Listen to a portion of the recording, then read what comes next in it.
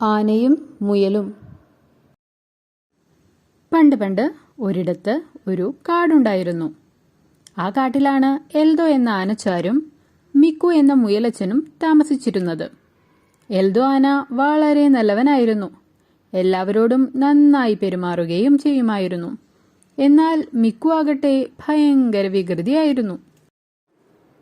ഒരു ദിവസം മിക്കു കാട്ടിലൂടെ ഓടിച്ചാടി നടക്കുകയായിരുന്നു. അപ്പോഴാണ് പുഴയിലൂടെ ഒഴുകി വരുന്ന ഒരു പഴം അവൻ കണ്ടത്. പഴം കണ്ടതും എങ്ങനെയെങ്കിലും അത് സ്വന്തമാക്കണമെന്ന് അവൻ തീരുമാനിച്ചു. ഒഴുകി വന്ന പഴം പുഴയുടെ നടുക്കുള്ള ചെറിയ ഒരു പാറയിൽ തങ്ങി നിൽക്കുകയായിരുന്നു.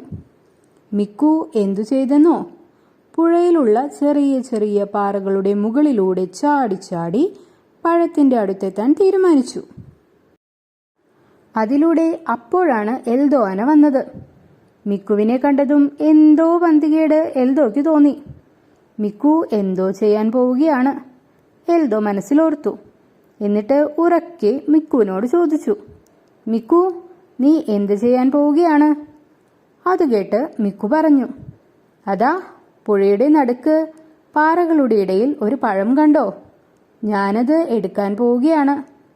ഇത് കേട്ട് എൽദോ ചോദിച്ചു, അതെങ്ങനെ? പഴം പുഴയുടെ നടുക്കല്ലേ, അതിനെന്താ കുഴപ്പം? അവിടം വരെ എത്താൻ പുഴയിൽ അവിടെ അവിടെ പാറക്കല്ലുകൾ കണ്ടില്ലേ, ഞാനതിലൂടെ ചാടി ചാടി പോകും. എൽദോ നോക്കിയപ്പോഴോ, ശരിയാണ്, പുഴയിൽ നിറയെ പാറക്കല്ലുകളുണ്ട്. പക്ഷേ എല്ലാം മഴ നനഞ്ഞു കിടക്കുകയാണ്. നല്ല വഴുക്കലുമുണ്ട്. പുഴയ്ക്കാണെങ്കിൽ നല്ല ഒഴുക്കും. ഇതു കണ്ട് എൽദോ പറഞ്ഞു, മിക്കു, ഇത് അപകടം പിടിച്ച പണിയാണ്.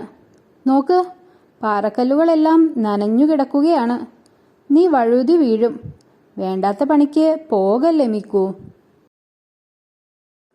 ഇതു കേട്ട് മിക്കു പറഞ്ഞു, ഒരു കുഴപ്പവുമില്ല, ഞാൻ ശ്രദ്ധിച്ചോളാം. ഇത്രയും പറഞ്ഞ് മിക്കു ആദ്യത്തെ പാറയിൽ കാൽ വെച്ചു. അതുമാത്രമേ അവന് ഓർമ്മയുള്ളൂ. നല്ല വഴുക്കലുള്ള പാറയല്ലേ.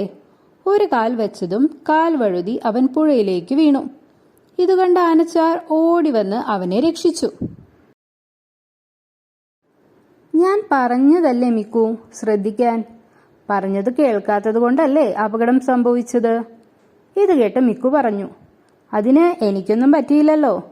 ചേട്ടൻ വന്നില്ലായിരുന്നുവെങ്കിലും ഞാൻ രക്ഷപ്പെട്ടേനെ, അവൻ അഹങ്കാരത്തോടെ പറഞ്ഞു. മിക്കുവിനോട് ഒന്നും പറഞ്ഞിട്ട് കാര്യമില്ലെന്ന് എൽദോയ്ക്ക് തോന്നി. അവനൊന്നും മിണ്ടാതെ അവിടെ നിന്നും തിരിച്ചുപോയി. കുറേ ദിവസം കഴിഞ്ഞു. കാട്ടിലൂടെ പാട്ടും പാടി നടക്കുന്നതിനിടയിൽ മിക്കു വലിയൊരു മരക്കൊമ്പിൽ തേനീച്ചക്കൂട് കണ്ടു. ആഹാ, ഇന്ന് തേൻ കുടിക്കാം, മിക്കു വിചാരിച്ചു. അവൻ രണ്ടാമതൊന്നും ആലോചിക്കാതെ തേനീച്ചക്കൂട്ടിലേക്ക് കല്ലെറിഞ്ഞു. പിന്നെ എന്തു സംഭവിച്ചെന്ന് പ്രത്യേകിച്ച് പറയേണ്ട കാര്യമില്ലല്ലോ. തേനീച്ചകൾ മിക്കുവിനെ നന്നായി കുത്തി പരിക്കേൽപ്പിച്ചു. അവന്റെ ശരീരം മുഴുവൻ വേദനിക്കാൻ തുടങ്ങി. ഗത്യന്തരമില്ലാതെ അവൻ കാട്ടിലൂടെ അങ്ങോട്ടും ഇങ്ങോട്ടും ഓടാൻ തുടങ്ങി. ഓട്ടത്തിനിടയിൽ അവൻ ഓർത്തു, ശരിയാണ്, എടുത്തുചാടി എന്തെങ്കിലും ചെയ്താൽ ആപത്ത് ഉറപ്പാണ്. അപ്പോൾ കൂട്ടുകാരെ, കഥ ഇഷ്ടപ്പെട്ടാൽ സബ്സ്ക്രൈബ് ചെയ്യാൻ മറക്കല്ലേ.